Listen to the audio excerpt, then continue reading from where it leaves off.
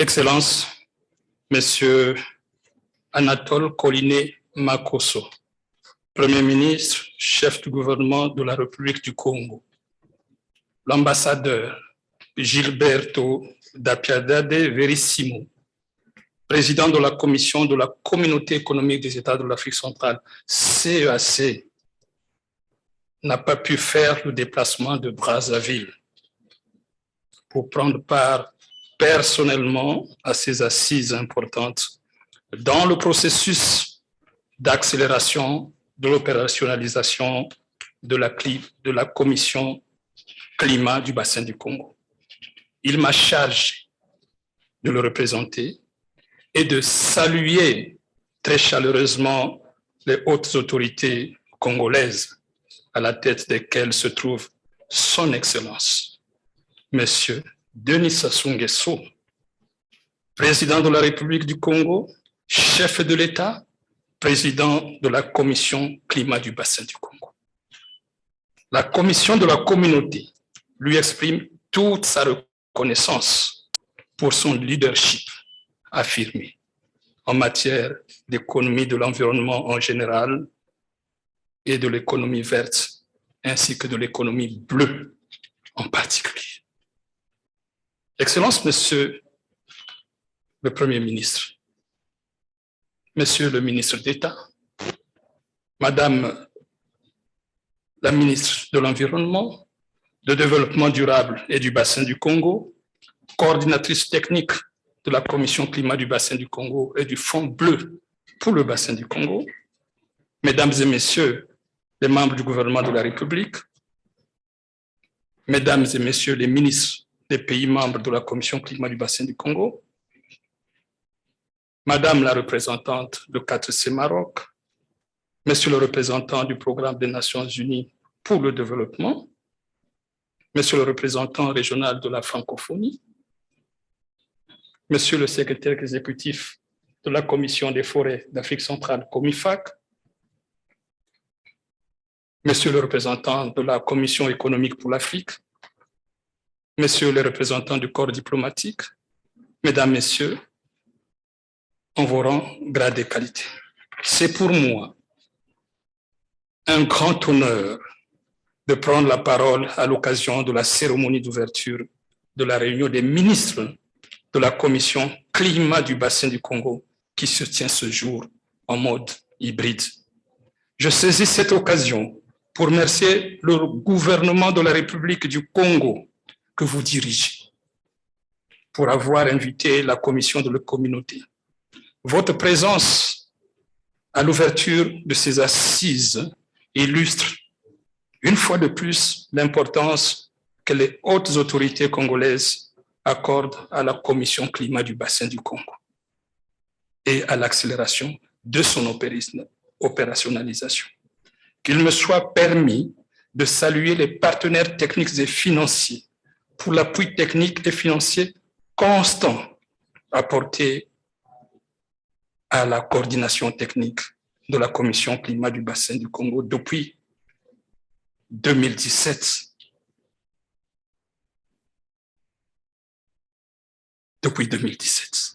Sous la direction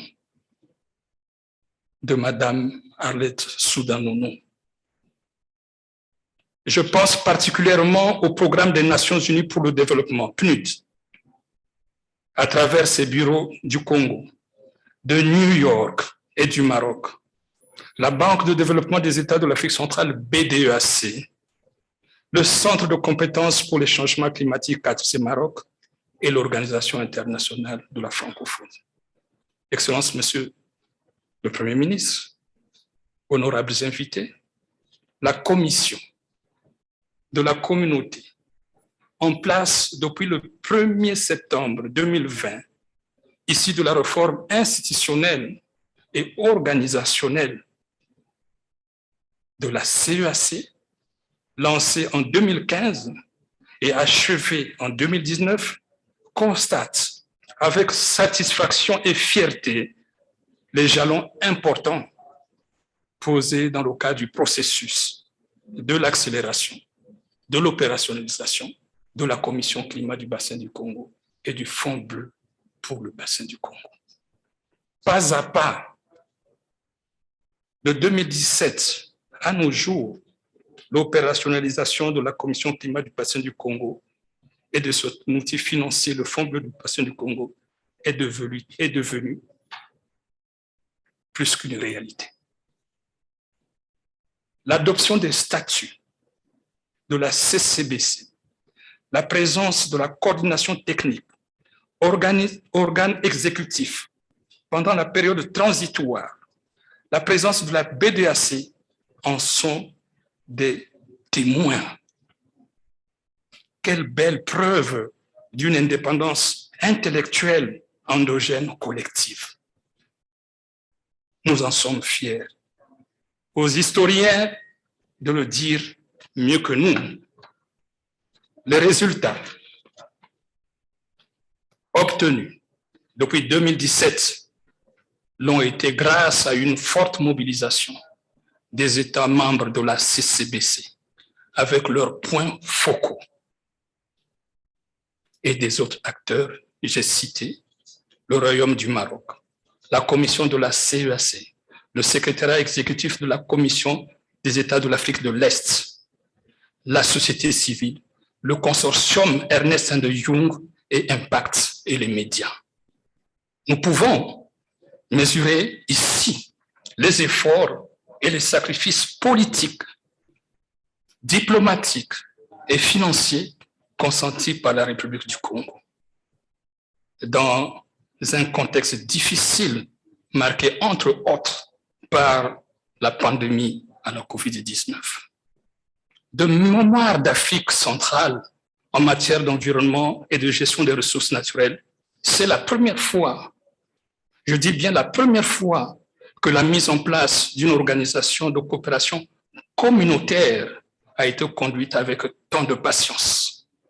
de persévérance, de dynamisme, de détermination, d'envie, de conviction, d'altruisme,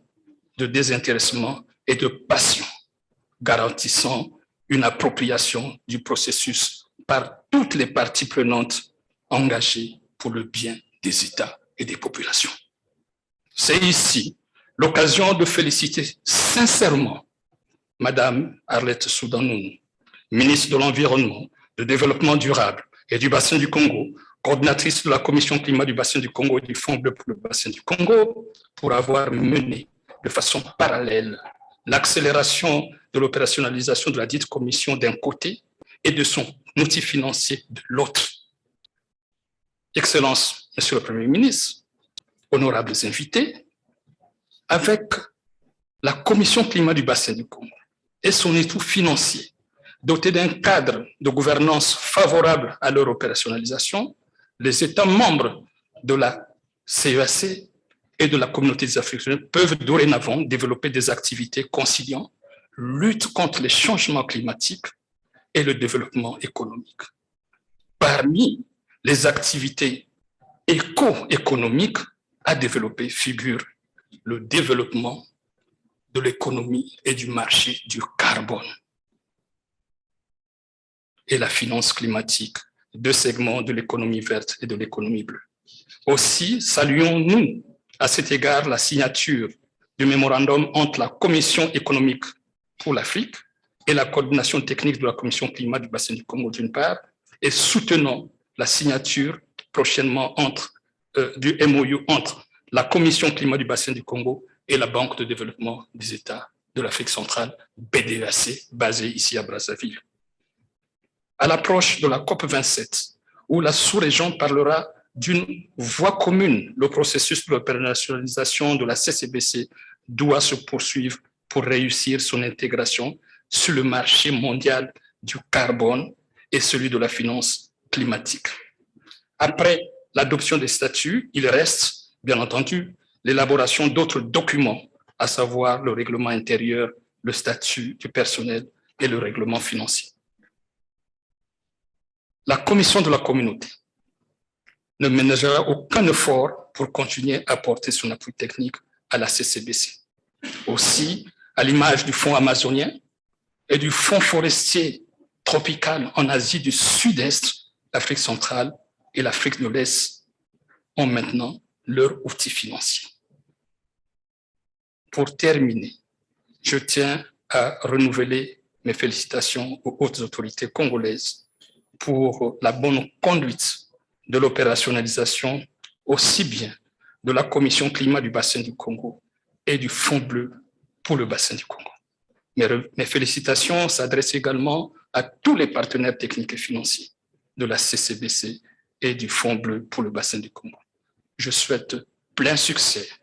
à vos travaux. Je vous remercie.